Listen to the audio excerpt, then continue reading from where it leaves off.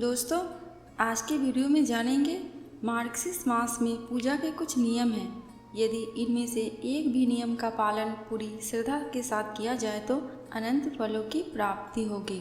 इसके साथ ही मार्गशीर्ष मास अध्याय 4 की कथा में सुनेंगे श्रीमद् भगवद गीता के चौथे, 5वें एवं 6ठे अध्याय का महत्व एवं कथा। श्रीमद् भागवत गीता स्वयं श्री कृष्ण के मुख से निकले हुए वचन है जो असत्य नहीं हो सकते और मनुष्य के लिए गीता के महात्म्य, गीता के अर्थ को जानना बहुत ही आवश्यक है। अगर कोई मनुष्य भगवत गीता के उपदेशों का पालन करे तो वह जीवन के दुखों तथा चिंताओं से मुक्त हो जाता है। श्री भगवान कहते हैं, प्रिय, अब मैं चौथे अध्याय का महात्म्य बतलाता हूँ, सुनो। भागीरथी के तट पर वाराणसी नाम की एक पुरी है। वहाँ विश्वनाथ जी के मंदिर में भरत नाम के एक योगनिष्ठ महात्मा रहते थे, जो प्रतिदिन आत्मचिंतन में तत्पर हो आनंद पूर्वक गीता के चतुर्थ अध्याय का पाठ किया करते थे। उनके अभ्यास से उनका अंतःकरण निर्मल हो गया था। वे शीत उष्ण आदि द्वंद्वों से कभी व्यथित नहीं होते थे। एक समय की बात है, वे तपोधन नगर की सीमा में स्थित देवताओं का दर्शन करने की इच्छा से भ्रमण करते हुए नगर से बाहर निकल गए। वहाँ पेड़ के 2 वृक्ष थे। उन्हीं की जड़ में वे विश्राम करने लगे। एक वृक्ष की जड़ में उन्होंने अपना मस्तक रखा और दूसरे वृक्ष के मूल में उनका एक पैर टिका हुआ था। थोड़ी देर बाद जब वे तपस्वी चले गए तब बेर के वो दोनों वृक्ष 5 ही 6 दिनों के भीतर सूख गए। उनमें पत्ते और डालियां भी नहीं रह गई थी। तत्पश्चात वे दोनों वृक्ष कहीं ब्राह्मणों के पवित्र गृह में 2 कन्याओं के रूप में उत्पन्न हुए। वे दोनों कन्याएं जब बढ़कर 7 वर्ष की हो गई तब एक दिन उन्होंने दूर देशों से घूमकर आते हुए भरत मुनि को देखा। उन्हें देखते ही वे दोनों उनके चरणों में पड़ गई और मीठी वाणी में बोली, मुनि, आपकी ही कृपा से हम दोनों का उद्धार हुआ है। हमने बेर की योनि त्याग कर मानव शरीर प्राप्त किया है। उनके इस प्रकार कहने पर मुनि को बड़ा विस्मय हुआ। उन्होंने पूछा, पुत्रियों, मैंने कब और किस साधन से तुम्हें मुक्त किया था? साथ ही यह भी बताओ कि तुम्हारे बेर के वृक्ष होने में क्या कारण था, क्योंकि इस विषय में मुझे कुछ भी ज्ञात नहीं है। तब वे कन्याएं पहले उन्हें अपने बेर को जाने का कारण बतलाती हुई बोली, मुने, गोदावरी नदी के तट पर छिन्नपाप नाम का एक उत्तम तीर्थ है जो मनुष्यों को पुण्य प्रदान करने वाला है। वह पावनता की चरम सीमा पर पहुंचा हुआ है। उस तीर्थ में सत्य तपा नामक एक तपस्वी बड़ी कठोर तपस्या कर रहे थे। वे ग्रीष्म ऋतु में प्रज्वलित अग्नियों के बीच में बैठते थे। वर्षा काल में जल की धाराओं से उनके मस्तक के बाल सदा भीगे ही रहते थे तथा जाड़े के समय जल में निवास करने के कारण उनके शरीर में हमेशा रोंगटे खड़े रहते थे। वे बाहर भीतर से सदा शुद्ध रहते थे, समय पर तपस्या करते तथा मन और इंद्रियों को संयम में रखते हुए परम शांति प्राप्त करके आत्मा में ही रमन करते थे। वे अपनी विद्वता के द्वारा जैसा व्याख्यान करते थे उसे सुनने के लिए साक्षात ब्रह्मा जी भी प्रतिदिन उनके पास उपस्थित होते और प्रश्न करते। ब्रह्मा जी के साथ उनका कोच नहीं रह गया था, अतः उनके आने पर भी वे सदा तपस्या में मग्न रहते थे। परमात्मा के ध्यान में निरंतर संलग्न रहने के कारण उनकी तपस्या सदा बढ़ती रहती थी। सत्यता को जीवन मुक्त के समान मानकर इंद्र को अपने समृद्धिशाली पद के संबंध में कुछ भय हुआ। तब उन्होंने उनकी तपस्या में सैकड़ों विघ्न डालने प्रारंभ किए। अप्सराओं के समुदाय से हम दोनों को बुलाकर इंद्र ने इस प्रकार आदेश दिया, तुम दोनों उस तपस्वी की तपस्या में विघ्न डालो। जो मुझे इंद्र पद से हटाकर स्वयं स्वर्ग का राज्य भोगना चाहता है। इंद्र का यह आदेश पाकर हम दोनों उनके सामने से चलकर गोदावरी के तीर पर, जहाँ से मुनि तपस्या करते थे, आई। वहाँ मंद एवं गंभीर स्वर से बजते हुए मृदंग तथा मधुर वेणुनाद के साथ हम दोनों ने अन्य अप्सराओं सहित मधुर स्वर में गाना प्रारंभ किया। इतना ही नहीं, उन योगी महात्मा को वश में करने के लिए हम लोग स्वर, ताल और लय के साथ नृत्य भी करने लगे। बीच बीच में जरा जरा सा अंचल खिसकने पर उन्हें हमारी छाती भी दिख जाती थी। हम दोनों की उन्नत गति काम भाव का उद्दीपन करने वाली थी, किंतु उसने उन निर्विकार चित्त वाले महात्मा के मन में क्रोध का संचार कर दिया। तब उन्होंने हाथ से जल छोड़कर हमें क्रोधपूर्वक श्राप दिया, अरे तुम दोनों गंगा जी के तट पर बेर के वृक्ष हो जाओ। यह सुनकर हम लोगों ने बड़ी विनय के साथ कहा, महात्मन हम दोनों पराधीन थे, अतः हमारे द्वारा जो दुष्कर्म बन गया है उसे आप क्षमा करें। ये कहकर हमने मुनि को प्रसन्न कर लिया। तब उन पवित्र चित्त वाले मुनि ने हमारे शापोद्वार की अवधि निश्चित करते हुए कहा, भरत मुनि के आने तक ही तुम पर यह श्राप लागू होगा। उसके बाद तुम लोगों का मर्त्य लोक में जन्म होगा और पूर्व जन्म की स्मृति बनी रहेगी। मुने, जिस समय हम दोनों बेर वृक्ष के रूप में खड़ी थी, उस समय आपने हमारे समीप आकर गीता के चौथे अध्याय का जप करते हुए हमारा उद्धार किया था, अतः हम आपको प्रणाम करते हैं। आपने केवल श्राप से ही नहीं, इस भयानक संसार से भी गीता के चतुर्थ अध्याय के पाठ द्वारा हमें मुक्त किया है। श्री भगवान कहते हैं, उन दोनों के इस प्रकार कहने पर मुनि बहुत ही प्रसन्न हुए और उनसे पूजित हो विदा लेकर जैसे आए थे वैसे ही चले गए, तथा वे कन्याएं भी बड़े आदर के साथ प्रतिदिन गीता के चतुर्थ अध्याय का पाठ करने लगी, जिससे उनका उद्धार हो गया। गीता का चतुर्थ अध्याय समाप्त। अब सुनेंगे श्रीमद् भगवद गीता के 5वें अध्याय का महात्म्य। श्री भगवान कहते हैं, देवी अब सब लोगों द्वारा सम्मानित 5वें अध्याय का महात्म्य संक्षेप से बतलाता हूँ, सुनो। मध्य देश में पुरु कुत्सरपुर नामक एक नगर है। उसमें पिंगल नामक एक ब्राह्मण रहता था। वह वेद पाठी ब्राह्मणों के विख्यात वंश में, जो सर्वथा निष्कल था, उत्पन्न हुआ था, किंतु अपने कुल के लिए उचित वेद शास्त्रों के स्वाध्याय को छोड़कर ढोल आदि बजाते हुए उसने नाच गान में मन लगाया। गीत, नृत्य और बाजा बजाने की कला में परिश्रम करके पिंगल ने बड़ी प्रसिद्धि प्राप्त कर ली और उसी से उसका राजभवन में भी प्रवेश हो गया। अब वह राजा के साथ रहने लगा और पराई स्त्रियों को बुला बुलाकर उनका उपयोग करने लगा। स्त्रियों के सिवा और कहीं उसका मन नहीं लगता था। धीरे धीरे अभिमान बढ़ जाने से उच्छृंखल होकर वह एकांत में राजा से दूसरों के दोष बतलाने लगा। पिंगल की एक स्त्री थी जिसका नाम था अरुणा। वह नीच कुल में उत्पन्न हुई और कामी पुरुषों के साथ विहार करने की इच्छा से सदा उन्हीं की खोज में घूमा करती थी। उसने पति को अपने मार्ग का कंटक समझकर एक दिन आधी रात में घर के भीतर ही उसका सिर काटकर मार डाला और उसकी लाश को जमीन में गाड़ दिया। इस प्रकार प्राणों से वियुक्त होने पर वह यमलोक में पहुंचा। नरकों का उपयोग करके निर्जन वन में गिद्ध हुआ।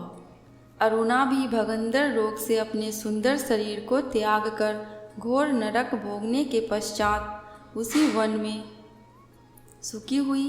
एक दिन वह दाना चुगने की इच्छा से इधर उधर फुदक रही थी। इतने में ही उस गिद्ध ने पूर्व जन्म के वैर का स्मरण करके उसे अपने तीखे नखों से फाड़ डाला।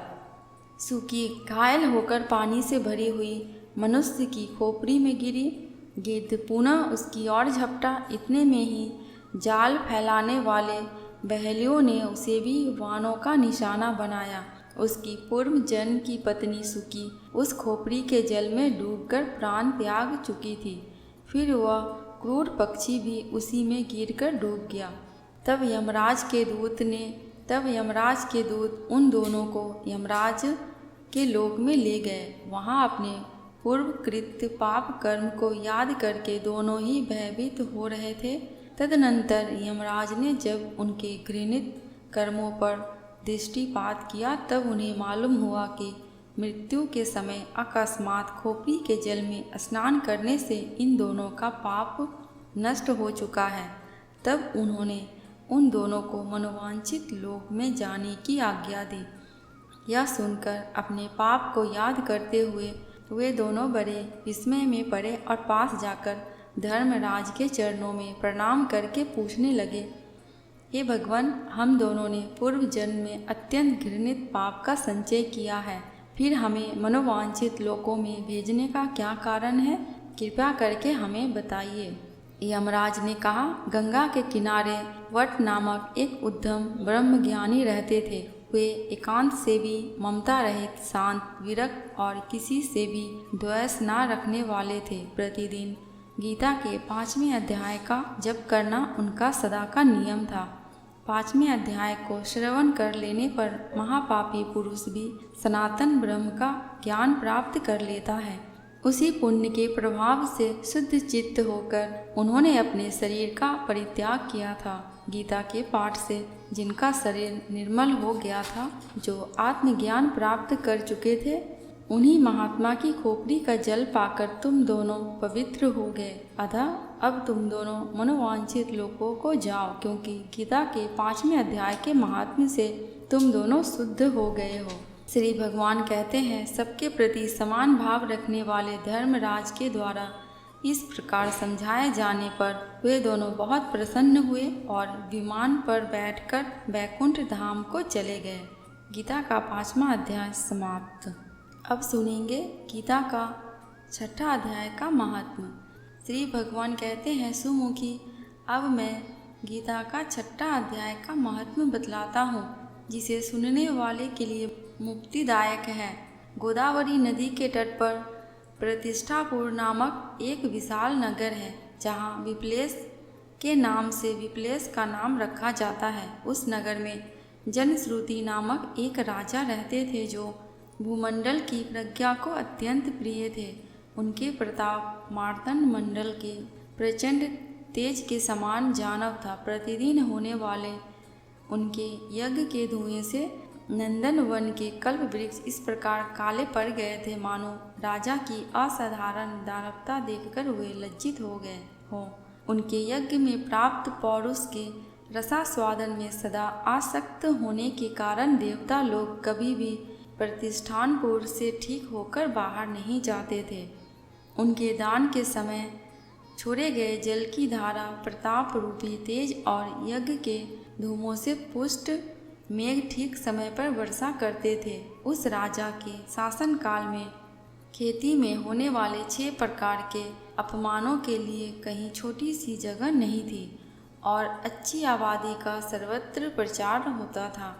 वे बावली, कुएं और पोखरे खुदे के साथ मानो प्रतिदिन पृथ्वी के भीतर ही निधियों का उपदेश करते थे। एक समय राजा के दान, तप, यज्ञ और प्रजा पालन से लेकर स्वर्ग के देवता तक उन्हें वर देने के लिए आए।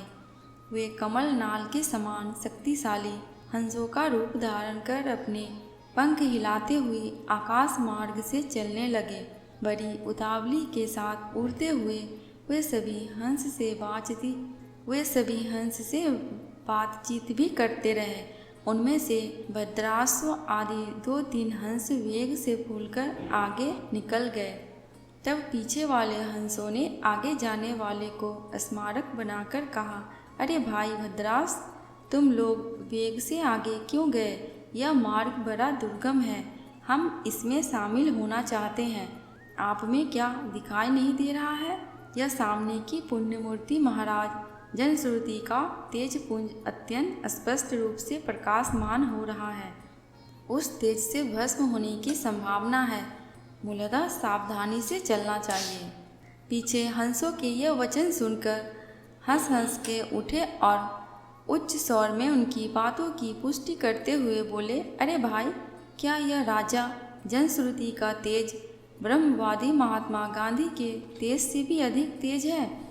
हंसों की इन बातों से राजा जनश्रुति अपने ऊंचे महल की छत से नीचे उतर गए और सुखपूर्वक आसन पर विश्राम करते हुए अपने सारथी को बोले, जाओ महात्मा रिकब को यहाँ ले आओ।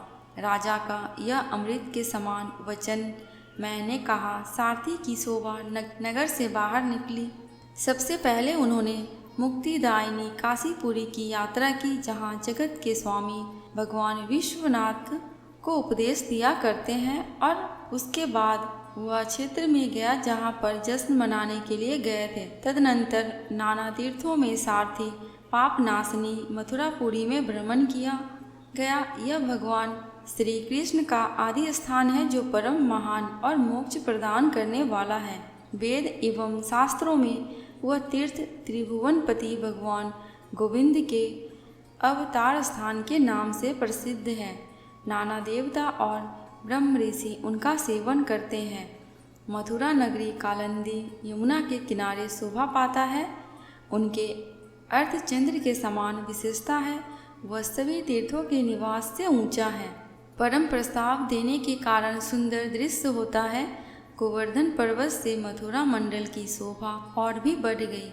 पवित्र वह वृक्षों और मुसलमानों से आवृत है। इनमें 12 वन है। वह परम पुण्यमयी थी। साक्षात विश्राम दीक्षा वाले श्रुतियों के सर्वभूत भगवान श्री कृष्ण की आधार भूमि है।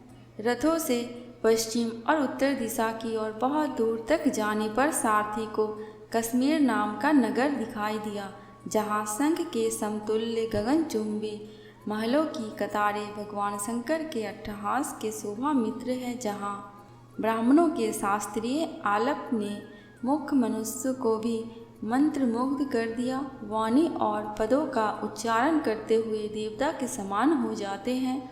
जहाँ तीर्थकर होने वाले यज्ञ धूम से व्याप्त होने के कारण आकाश मंडल मेघों से धुलते रहते हैं, पर अपनी कालिमा नहीं। जहाँ उपाध्याय के पास ज्ञान छात्र जन्मसिद्ध अभ्यास से ही संपूर्ण कलाएं स्वतः पढ़ते हैं, और जहाँ माणिकेश्वर नाम से प्रसिद्ध भगवान चंद्रशेखर दिल्ली की पट्टियों को आशीर्वाद देते हैं, वहाँ नित्य निवास करते हैं। कश्मीर के राजा माणिकेश्वर ने पूरे देश में अखंड भगवान शिव की पूजा की थी, तभी से उनका नाम माणिकेश्वर पड़ा। नंगी के मंदिर के दरवाजे पर महात्मा रैक्व की एक छोटी सी गाड़ी पर बैठकर अपने उपयोग में लाते हुए वृक्ष की छाया का सेवन कर रहे थे। इसी प्रकार सारथी ने उन्हें देखा। राजा के बताए भिन्न भिन्न भेदों से उसने शीघ्र ही रेकब को पहचान लिया और उनके चरण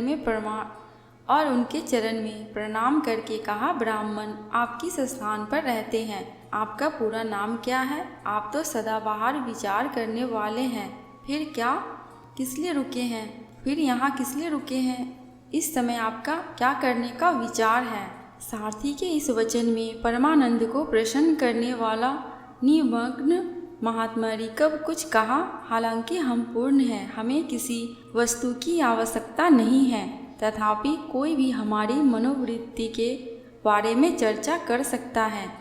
रिकार्ड के हार्दिक अभिप्राय को आतप को स्वीकार करके सारथी धीरे धीरे से राजा के पास चल दिया। वहां पहुंचकर राजा को प्रणाम करके उसने हाथ मिलाकर सारा समाचार निवेदित किया। उस समय स्वामी के दर्शन से उनके मन में सबसे बड़ी तस्वीर थी।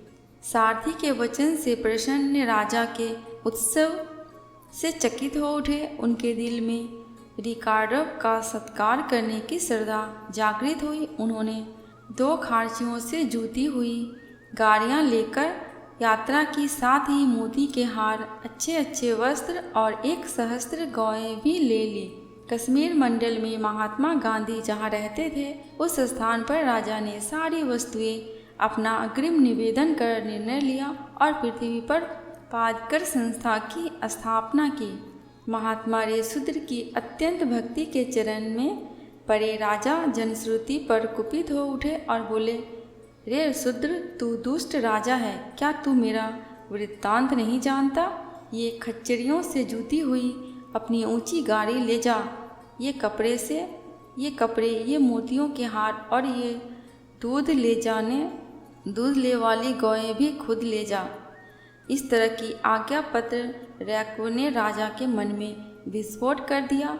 तब राजा ने श्राप के भय से महात्मा कर्व के चरण पकड़ लिए और भक्ति को निर्भय कहा, ब्राह्मण, मुझ पर क्रोधित ना होइए। भगवान, आपको ये अद्भुत महात्मा कैसे आया? महात्मा, मुझे ठीक ठीक बताओ। रैकब ने कहा, राजन, मैं प्रतिदिन गीता के 6ठे अध्याय का जप करता हूँ। इसी से मेरी तेजो राशि देवताओं के लिए भी दुस्सह है।